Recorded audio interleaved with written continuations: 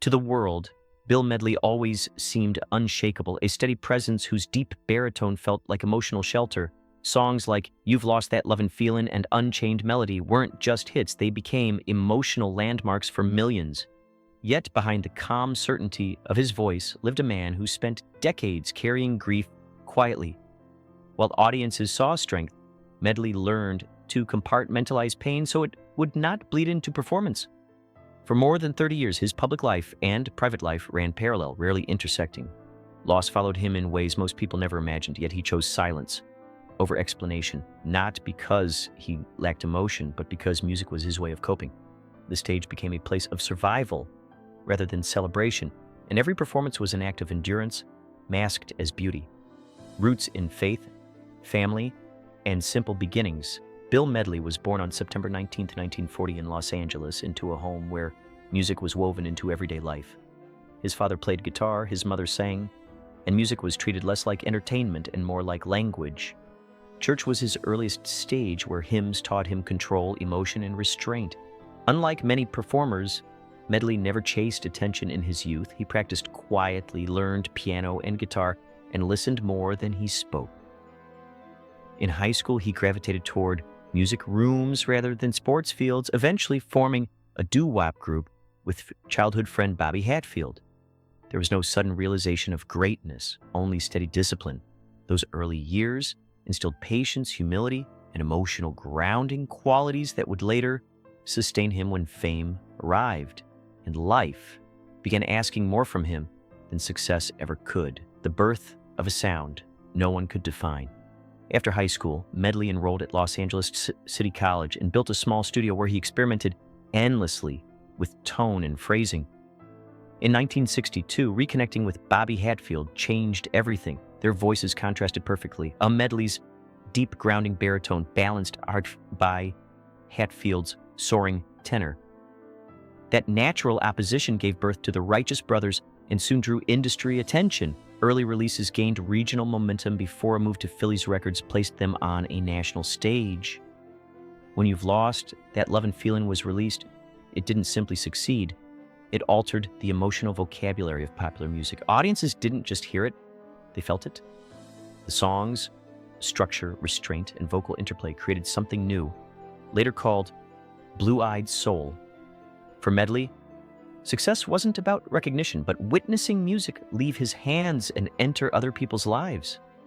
Success, separation, and the weight of chemistry. The Righteous Brothers followed their breakthrough with songs that became emotional touchstones: Unchained Melody, Soul and Inspiration, Ebb Tide. Their performances were stripped of spectacle, relying solely on vocal honesty. Yet even at their peak, Medley understood that success was fragile. When the duo first disbanded in 1968, he launched a solo career that proved respectable but different. It revealed an uncomfortable truth: some magic cannot be replicated alone.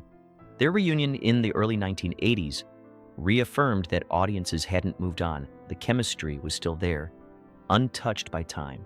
Medley continued writing, producing, and exploring other creative spaces, but he never confused productivity with fulfillment. He learned that music is often about partnership, timing, and trust, not dominance. That lesson would echo later, when life tested him far beyond the limits of any career. A song that redefined his legacy. In 1987, Bill Medley recorded I've Had the Time of My Life with Jennifer Warnes for Dirty Dancing. The song exceeded every expectation, winning an Academy Award and a Grammy while embedding itself permanently in global culture. Yet Medley never treated it as a triumph over his past. Instead, it became a bridge between generations, introducing his voice to people who had never heard the Righteous Brothers. He continued recording and performing selectively, choosing quality over volume. In 2003, the Rock and Roll Hall of Fame induction recognized not just commercial success, but cultural impact. Medley never chased reinvention. He allowed time to shape him. Music, for him, wasn't about relevance. It was about sincerity. That distinction kept his work timeless, grounded, and immune to trends that faded faster than they arrived. Personal loss that changed everything. Away from the spotlight, Medley faced a personal loss that permanently altered his life. The passing of his former wife, Karen, left him grappling with grief not as a public figure, but as a father and human being. Their relationship extended beyond marriage, rooted in shared youth and mutual respect. Her loss forced Medley to step away from music entirely for several years, choosing stability for his son over professional momentum. He didn't speak publicly about it, not from avoidance, but from reverence. Grief to him was private. Years later, when long unanswered questions were resolved, it brought clarity, not closure. Medley learned that an understanding doesn't erase pain, but it softens its edge. That experience reshaped how he approached life, family, and faith, anchoring him more deeply than any applause ever could. Voice love, marriage, and finding peace. Late Medley's life included several marriages, each reflecting different chapters of emotional growth. Some unions were brief, formed during periods of transition rather than readiness. It wasn't until he married Paula Vasu in 1986 that he found lasting peace.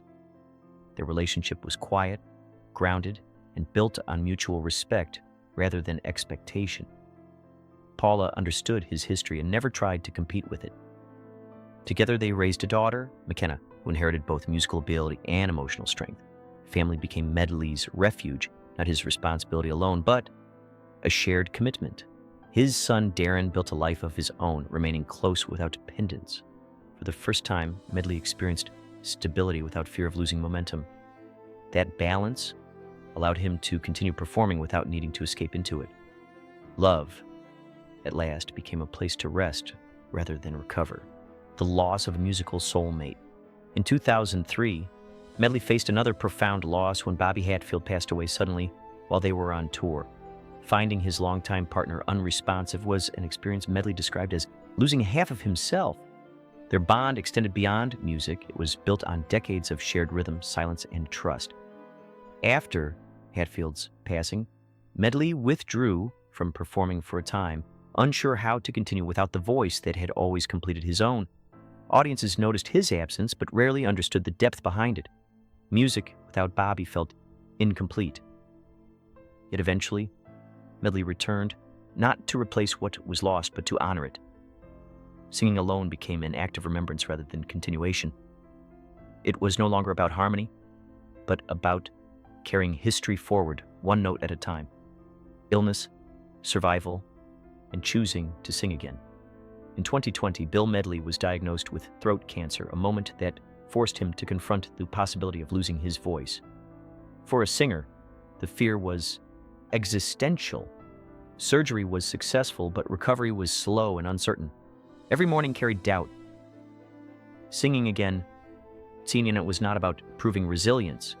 It was about reclaiming identity. That same year, he lost his wife, Paula, after a long illness, a loss marked not by shock, but by quiet devastation. Standing alone again, Medley chose to return to the stage, not out of obligation, but necessity. Music had always been his anchor. Performing didn't erase grief, but it gave it somewhere to exist without consuming him. Singing became survival, not spectacle. Searched for an ending that refuses to be final. In his 80s, Bill Medley continues to perform, not chasing legacy, but honoring it. His later work leans into country influences and reflective themes, shaped by experience rather than ambition.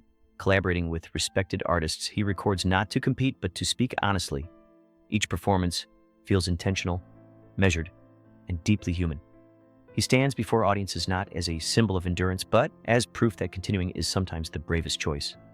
Medley's story isn't defined by tragedy, but by response. He never allowed loss to silence him permanently. Instead, he learned to carry it gently. His voice remained steady, not because life spared him, but because he chose to keep going. And in that choice, Bill Medley becomes more than a singer. He becomes a testament to survival through sound,